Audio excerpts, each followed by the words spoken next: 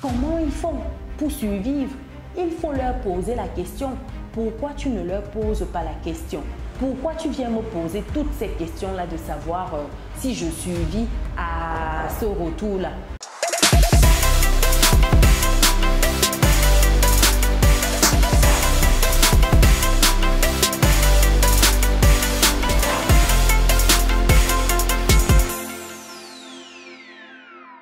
J'échangeais récemment avec une résiliente de la communauté lors d'un coaching et celle-ci me posait la question de savoir, comment je faisais pour vivre ici en Afrique. Est-ce que ce n'était pas trop compliqué?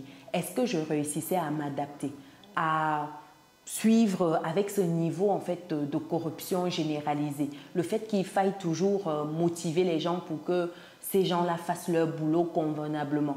Le fait qu'à l'hôpital, ce n'est pas trop ça. Le fait que dans les écoles, c'était compliqué. Il n'y avait pas un certain niveau de professeurs compétents. Il n'y avait pas si les routes, ce n'était pas trop ça. Et puis, sur le plan administratif, c'était la catastrophe. Elle me demandait, mais comment je faisais pour supporter cela, parce que pour elle, c'était difficile. Et surtout avec les coupures d'eau, d'électricité, c'est pas possible du tout. Tu ne peux pas avoir ta cuisinière électrique et l'utiliser parce qu'il y aura tout le temps les coupures d'électricité.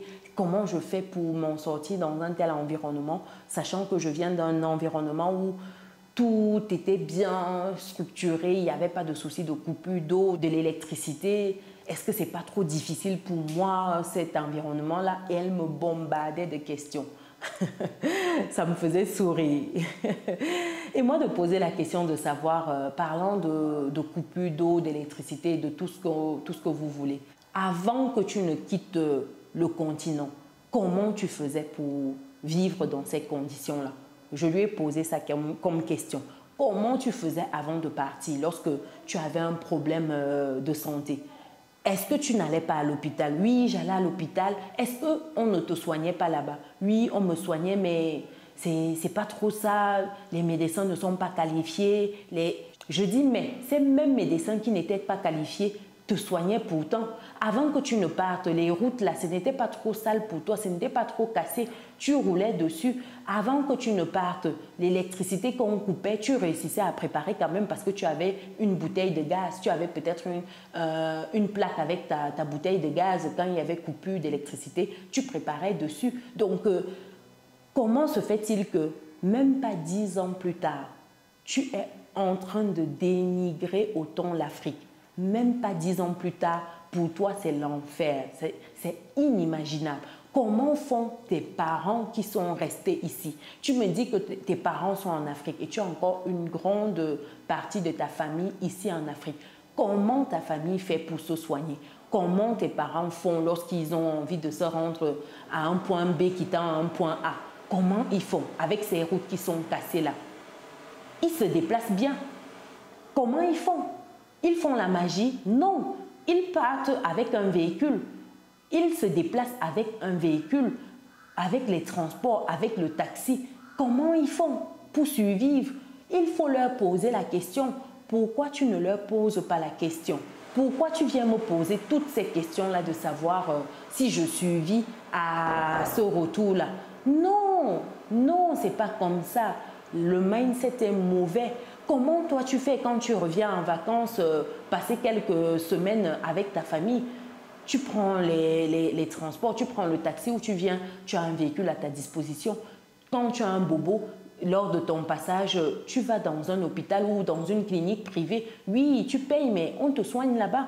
On soigne tes parents et autres proches. Mais comment se fait-il que, vu que tu es là-bas, tu as oublié tout ça? Tu as oublié que ici, c'est peut-être compliqué, mais à la fin, ça se fait. Donc, je fais cette vidéo, chers résilients, pour attirer votre attention.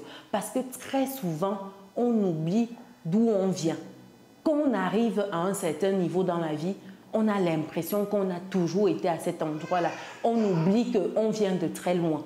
Voilà une résiliente qui, en partant, la famille s'est mobilisée pour elle, la famille a tout fait et aujourd'hui, elle pose des questions du genre Comment tu fais pour vivre dans un tel environnement, sachant que sa famille y est encore, sachant qu'elle a encore du monde sur place et elle vient souvent en vacances et ça le fait. Et aujourd'hui, elle est en mode comment on peut vivre dans de telles conditions? Comment on peut vivre sans électricité, sans eau? Mais comment tu faisais toi pour vivre? Mais il faut arrêter les bêtises, chers résilients. Excusez-moi, il y a une bosse là qui pleure. Une fois que certains rentrent dans le ventre de l'oiseau, c'est-à-dire dans l'avion, ils oublient tout de leur passé. Ils oublient l'environnement où ils sont nés. Ils oublient les habitudes qu'ils avaient. C'est comme un lavage de cerveau en bonne et due forme. C'est fou, c'est impressionnant. Comment on peut oublier d'où on vient? Comme on dit souvent dans la vie, lorsque tu ne sais pas où tu vas, il faut chercher à savoir d'où tu viens. Voilà les gens qui se déconnectent complètement des réalités qu'ils avaient avant. À se poser la question, comment on peut vivre en Afrique? Mais tous ceux qui sont là, ils font comment? Toute cette population-là, elle fait comment pour vivre? C'est des animaux que vous avez laissés là? Non, ce ne sont pas des animaux, ce sont des êtres vivants comme vous. Ils font comme vous faisiez avant de partir. Ils vivent comme vous viviez avant de partir. Ils mangent ce que vous mangez avant de partir. Ils boivent ce que vous buviez avant de partir.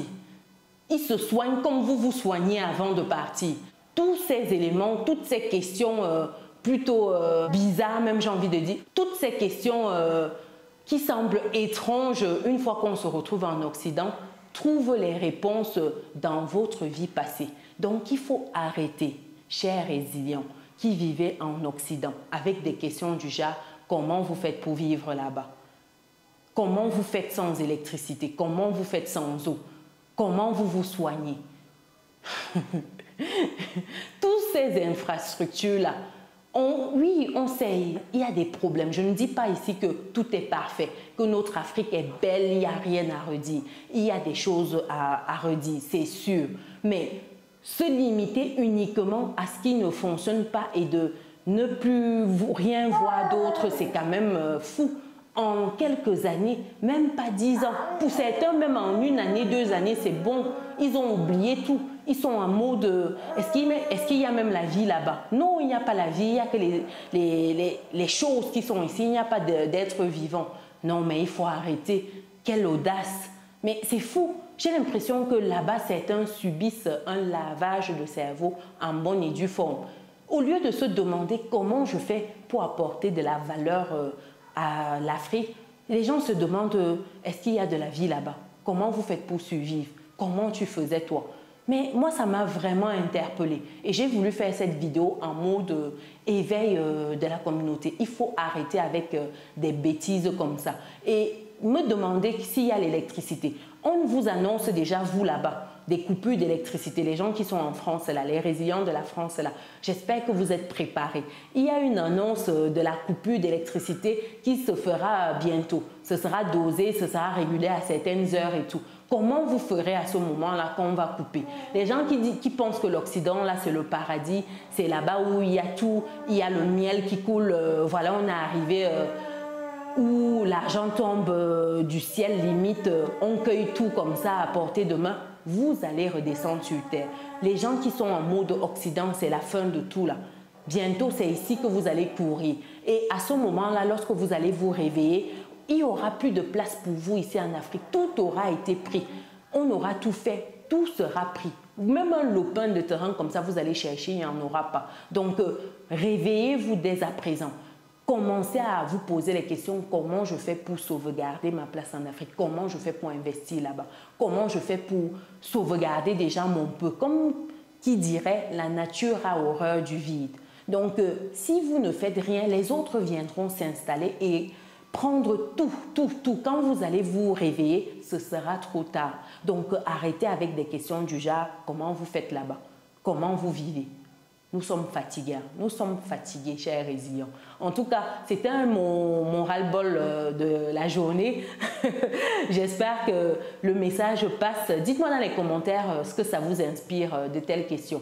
Moi, ça m'a inspiré cette vidéo aussi et J'ai voulu être gentille parce qu'en plus, elle était vraiment très sérieuse. Hein. C'est fou, c'est fou. Pour des personnes qui ne sont pas encore dans notre belle communauté, c'est le moment de cliquer sur le bouton qui s'affiche, d'activer la cloche de notification pour ne rien louper des prochains contenus comme celui-ci qui paraîtront sur la chaîne. Pour toutes les autres personnes qui ne sont pas encore dans notre académie business pour réseauter, investir ensemble en Afrique, ici en Occident, partager des livres, des expériences enrichissantes de livres, je vous donne rendez-vous sur business-et-réussite.com, onglet Académie. Vous sélectionnez votre palier et on se retrouve de l'autre côté de la force. Nous, on se dit à très bientôt. Ciao!